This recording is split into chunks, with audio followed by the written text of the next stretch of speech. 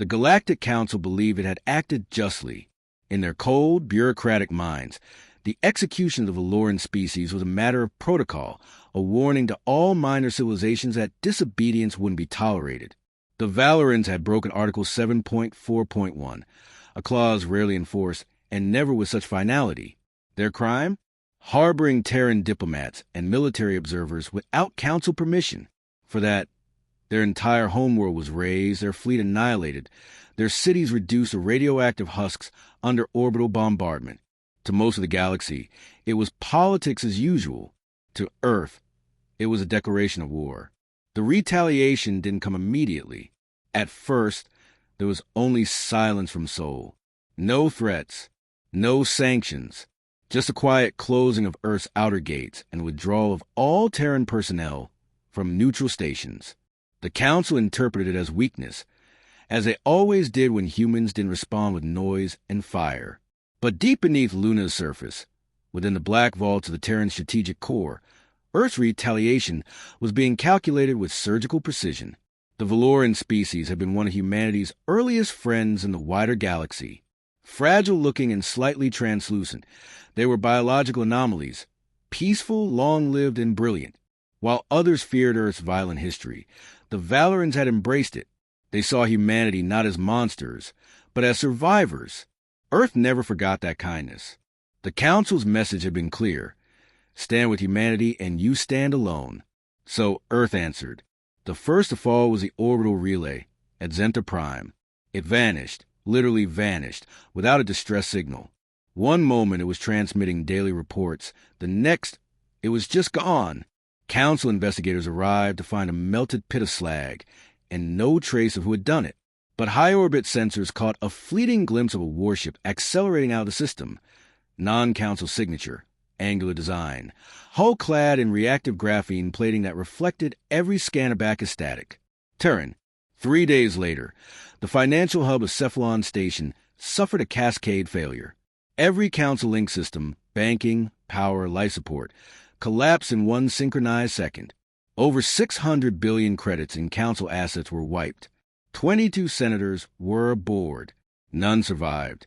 The transmission Earth sent afterward was brief, encoded in an ancient human tongue only the Valorans had bothered to learn. This is for Ifil, City of Children. The Council held an emergency session. Accusations flew. Some refused to believe the humans would risk open war. Others feared it had already begun. Earth was summoned. No reply. Their embassy on Galaxis, the Council's throne world, was found abandoned. Not empty, abandoned. Everything inside had been left precisely in place, as if the staff had simply disappeared mid-step. Coffee mug still half full. Data pad still glowing. Even the ambassador's coat still hung on the back of his chair. And then came the message, projected across every open channel in perfect Council standard. The message was stark and cold. You killed our friends. You made your position clear. Now we make ours. There will be no negotiations. There will be no demands. Only consequences. Earth remembers the Valorans, and we will make sure you never forget them. 12 words burned themselves into the minds of every galactic species watching. The first military target was a Draxan bulwark, a supposed impenetrable fortress constructed in the Carthus Belt. Its defenses had never been tested. That ended when a single Terran vessel, the T-S Wrath, warped into its orbital plane and launched a barrage of cobalt-tipped singularity missiles. Every Draxan ship fired in defense. The Wrath didn't even flinch. Its shield shimmered as it tore through them like a spear through foam. The Wrath dropped no troops. It didn't need to. The core of the bulwark detonated 3 minutes into the engagement, after the Wrath burrowed a kinetic rod straight into its antimatter plant. The Wrath left nothing behind but a floating message buoy. Each death echoes. By now, panic had gripped the Council. Messages were sent. Pleas for dialogue, for compromise. Earth didn't answer. The Council tried to blockade Sol, deploying over 200 ships at the Heliopause. They never made it to Neptune. Something, no one knew what, detonated the fleet in one synchronized flash. Not a single life pod was recovered. Earth's retaliation wasn't just violent. It was surgical, clinical, and terrifyingly precise. Council military analysts studied human tactics obsessively. They couldn't find patterns. 1 week, Earth would disable a communications array and leave its crew alive. The next, they would vaporize a medical convoy. There was no clear logic, no rules of engagement, no warning.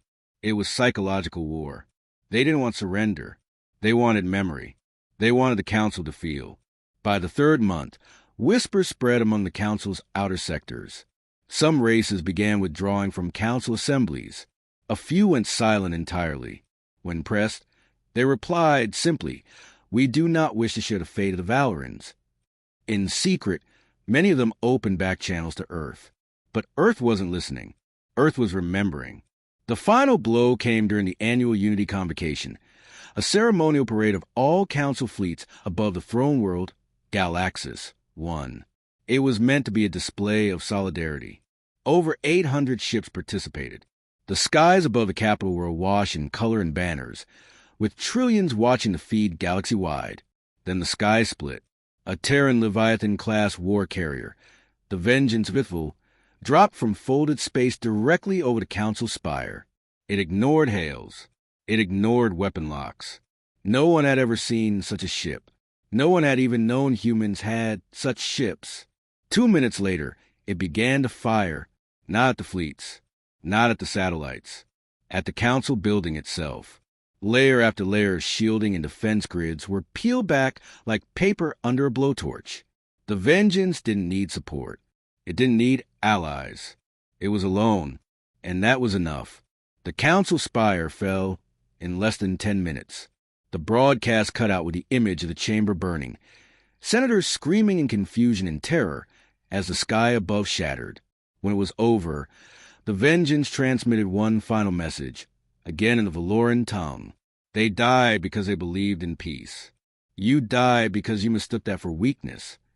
Then it vanished. No demands, no colonization, no conquest, just silence. In the following months, the Galactic Council ceased to exist. Its members scattered. Its worlds left to govern themselves. Some formed new alliances, most stayed neutral. And Earth? Earth returned to its quiet orbit, behind its black gates, saying nothing, asking for nothing. But no one forgot, because across every star system that had once flown the Council banner, across every outpost and station, there remained a new kind of warning, whispered in a dozen tongues. If the humans call you friend, treasure it. If you betray them, you will never have the chance to regret it. Earth had answered with rage, but not chaos, with pain, but not madness. And in doing so, they rewrote the laws of power across the stars.